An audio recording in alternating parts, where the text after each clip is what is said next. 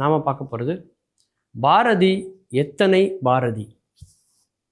பாரதியார் நம்ம கேள்விப்பட்டிருப்போம்.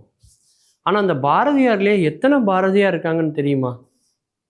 நமக்கெல்லாம் தெரிஞ்சது மகாகவி சுப்பிரமணிய பாரதியார் இல்லையா? எட்டயபுரத்தில் பிறந்தவர்.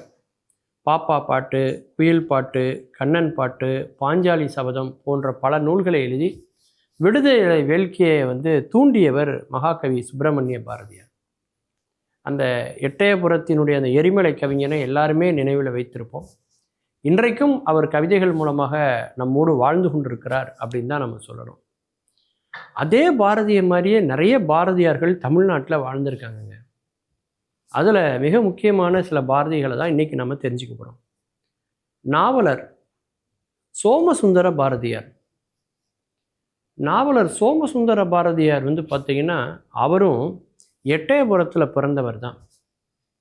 எட்டயபுரத்தினுடைய மகாராணி அவர்களுடைய ஆதரவில் வளர்ந்தவர். மகாகவி சுப்பிரமணிய பாரதியாரினுடைய நண்பர். மகாகவி சுப்பிரமணிய பாரதியார் எட்டயபுரத்தில் எப்படி பாரதி என்ற பட்டம் பெற்றாரோ அதே போல பாரதி என்ற பட்டத்தை பெற்றவர் தான் நாவலர் சோமசுந்தர பாரதி. இவர் அண்ணாமலை பல்கலைக்கழகத்தினுடைய தமிழ்துறை தலைவராகவும் இருந்தவர்.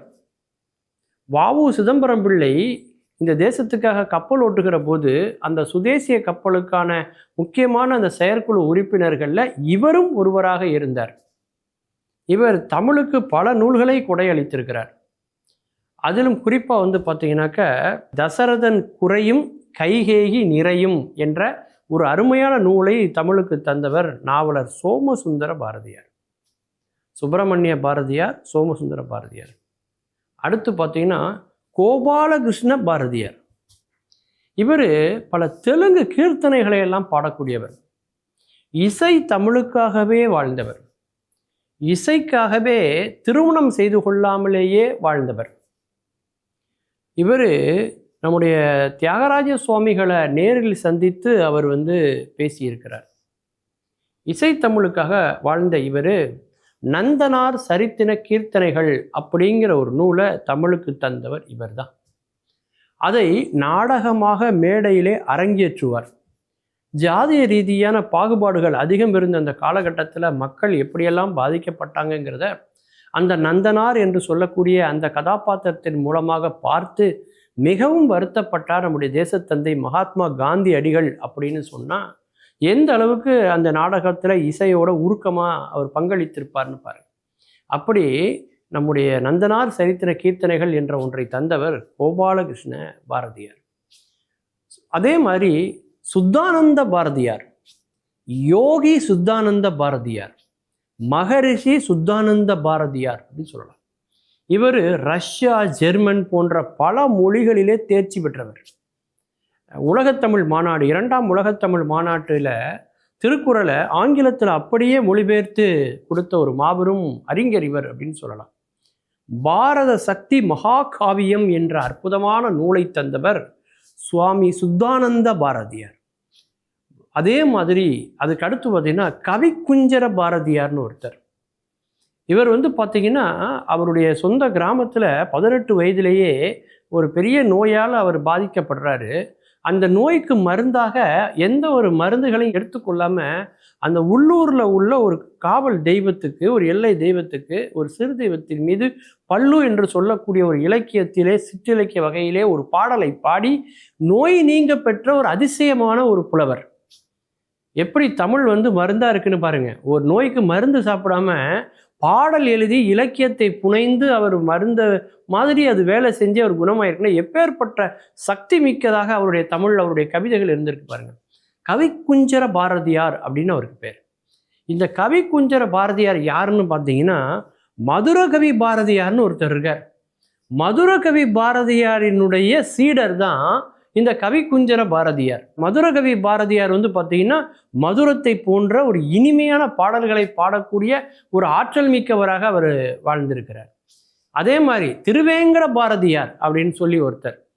இப்படி தமிழுக்காக பல அரிய கொடைகளை கவிதையினுடைய பல வடிவங்களிலே தமிழ் இலக்கியத்துக்காக பாடுபட்டவர்களில் பல பாரதியார்கள் இருக்கிறார்கள். பொதுவாக எல்லாருக்கும் மகாகவி பாரதியார் தான் தெரியும். அவருக்கு பின்னாடியும் பாரதி பரம்பரை என்பது இருக்கிறது என்பது தான் இன்னைக்கு நம்ம தெரிந்து கொண்ட ஒரு செய்தி. மீண்டும் பல புதிய தகவல்களோடு, அதில் அறியப்படாத பக்கங்களோடு உங்களை சந்திக்கிறேன். நன்றி, வணக்கம்.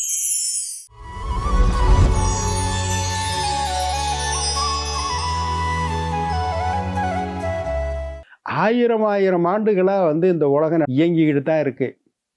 கணக்கெல்லாம் பார்த்திங்கன்னா எத்தனையோ 1000 ஆண்டுகள் கணக்கு சொல்கிறாங்க. பின்னோக்கி பாருங்கன்னு. இன்னும் முன்னோக்கி எவ்வளவோ ஆண்டுகள் போக போகுது. விலங்குகள், பறவைகள், மனிதர்கள், எல்லா ஜீவராசிகளும் பிறக்குது, இருக்குது, இறக்குதுன்னு தொடர்ந்து அந்த சங்கிலி அருந்து போகாமல் ஒரு கண்டினியூட்டி இருந்துக்கிட்டே தான் இருக்குது. தொடர்ந்து இருந்துக்கிட்டே தான் இருக்குது. ஆனால் நேற்று இருந்த மாதிரி இன்றைக்கி இல்லை. நம்ம வாழ்க்கையே எடுத்துங்களேன். நேற்று இருந்த மாதிரி இன்றைக்கி இல்லை. நாளைக்கு இதே மாதிரி இருக்காது. நேற்று எந்திரிச்ச மாதிரி அதே டயத்துக்கு இன்றைக்கி எந்திரிக்கிறான் இல்லை. நேற்று சாப்பிட்ட மாதிரியே இன்றைக்கி சாப்பிட்டான் இல்லை. நேற்று பார்த்த மனிதர்களே இன்றைக்கி பார்க்குறோம் இல்லை. மாறிக்கிட்டே இருக்கு. ஏதோ ஒன்று தொடர்ந்து நடந்துக்கிட்டு இருக்கு. ஆனால் அது மாறிக்கிட்டே இருக்கு. மனித வாழ்க்கை சுவாரஸ்யங்கிறது அதில் தான் ரொம்ப முக்கியமானது. பழைய தொப்பி வியாபாரி கதை நீங்கள் கேள்விப்பட்டிருப்பீங்க. சின்ன பிள்ளைகளை நம்ம படிச்சிருப்போம். நம்ம பிள்ளைகளுக்கும் சொல்லிக் கொடுப்போம். ரொம்ப காலமாக இருக்கிற கதை. பழைய கதைன்னு இல்லை, ரொம்ப தொப்பி வியாபாரி கதை, ரொம்ப பழைய கதை. அது உங்களுக்கு என்னென்னா தெரியும். ஒரு தொப்பி வியாபாரி இருந்தார். நிறைய தொப்பிகளை எடுத்துக்கிட்டு வியாபாரம் பண்ணுறதுக்காக போய்கிட்டு இருந்தார். போகிற வழியில் வெயில் அதிகமாக இருக்கேன்னு ஒரு மரத்தடியில் தங்கினார்.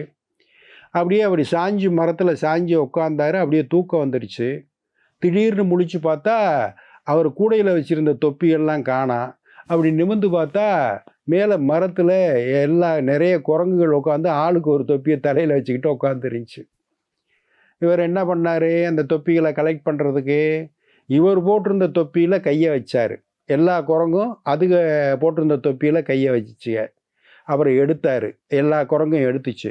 படக்குன்னு கீழே போட்டார். எல்லா குரங்கும் தொப்பிகளை கீழே போட்டுருச்சு. உடனே எல்லாத்தையும் பிறகிக்கிட்டு அவர் கிளம்பி போயிட்டார். இது பழைய கதை. அந்த தொப்பி வியாபாரிக்கு ஒரு கொள்ளு பேரன் ஒருத்தர் இருந்தான். அவன் திரும்ப அவனும் தொப்பி வியாபாரம் பண்ணுறதுக்கு வந்திருக்கான். இது இப்போ தான் இந்த கதை தான். இது பழசு மாதிரி இருக்காது எதுவுமே. அதை சொல்கிறதுக்கு தான்.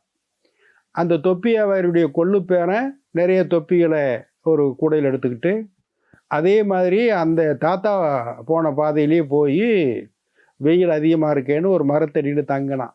அதே மரம்னு சொல்ல முடியாது, அது மாதிரி ஒரு மரத்தில் தங்கினான். கீழே உட்காந்தான். தொப்பி கூடைய வச்சான். அசதியாக இருந்துச்சு. அப்படியே சாஞ்சு படுத்துட்டான். முழிச்சு பார்த்தா வழக்கம் போல் அவங்க தாத்தாவுக்கு நேர்ந்த மாதிரியே தொப்பிகள்லாம் காணாம். மேலே பார்த்தா மரத்தில் ஒவ்வொரு குரங்கும் தலையில் தொப்பியோடு உட்காந்துக்கிட்டு இருக்கு.